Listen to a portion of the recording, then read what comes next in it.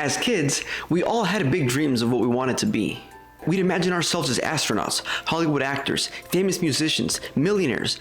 We had no plan on how to get there, but we also had no fear, no doubts. We just picked a dream and ran with it. We never stopped to ask, is this even possible? We just assumed it was. We didn't know any different. No one told us otherwise. But even if they had, we probably wouldn't have believed them. We knew in our hearts what we were gonna be. But then we grew up. We found out that the world doesn't work the way kids think it does. And those dreams that we once felt so sure about now showed up in a different form, not as hopes or visions for the future, but as regret. As a ghost of our past constantly whispering in our ear, you were supposed to be more than this. And if we're being honest, a part of us agrees with that. I'll be the first to admit that for a long time, I felt like I had let my younger self down. That kid had big dreams, and as I'm sure many of you can relate, I didn't achieve them, so eventually, those dreams turned into nightmares. Here's the thing though, kids dream without context. They don't think about the obstacles or the work it'll take to get there, they just see outcomes. So when our younger selves decided on their dreams, they aimed for the stars. Then when we grow up and we don't actually get there, it feels like we didn't become who we were meant to be. It feels like not only did we fail ourselves, but we failed that kid with a dream. And now that kid haunts us, berates us with thoughts like, you were supposed to be someone, why didn't you keep your promise? And eventually, your mindset shifts from simply, I didn't make it, to maybe I'm not as capable as I thought I was. Letting other people down sucks, but it's honestly kind of easy to get past. You say, I'm sorry I tried my best, and you both move on. But letting yourself down, that sticks around. It makes you question everything you knew about yourself, who you are, what you believe, what you're capable of. You feel like you're not who you thought you'd be, and that makes it hard to believe you can be what anyone else needs you to be. How can I be good enough for someone else if I can't even be good enough for me? How can I succeed in a relationship, in a job, in life, if I couldn't even live up to a promise I made myself? But what if I told you that you didn't break any promises? What if I told you that you didn't let your younger self down? In fact, what if I told you that you're actually letting your future self down by trying to meet the expectations of a version of you that didn't really understand the world?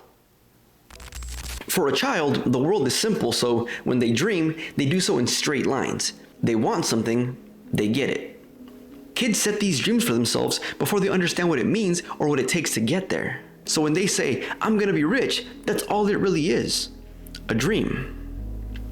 But as we grew up, somewhere along the line we made one crucial mistake. We accepted that dream as our own. In fact, we turned it into a requirement, a measure of our worth.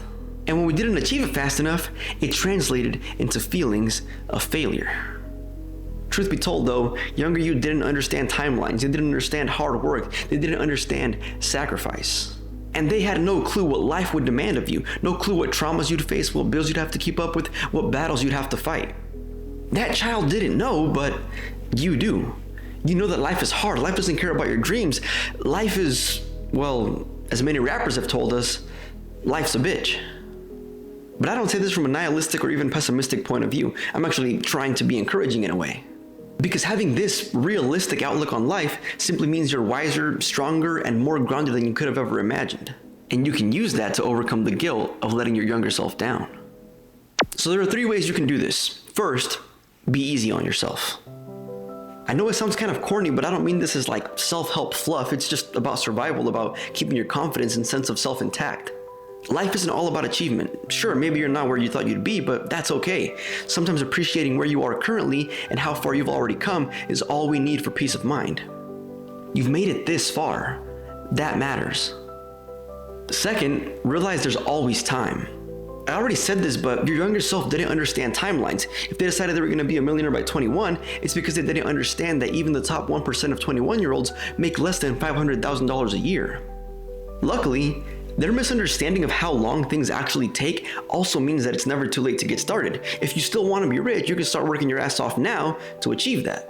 But it's still going to be hard as shit, so I caution you to only do it if it's what you really want in life, which leads me to the final tip, which is be loyal to your future, not your past.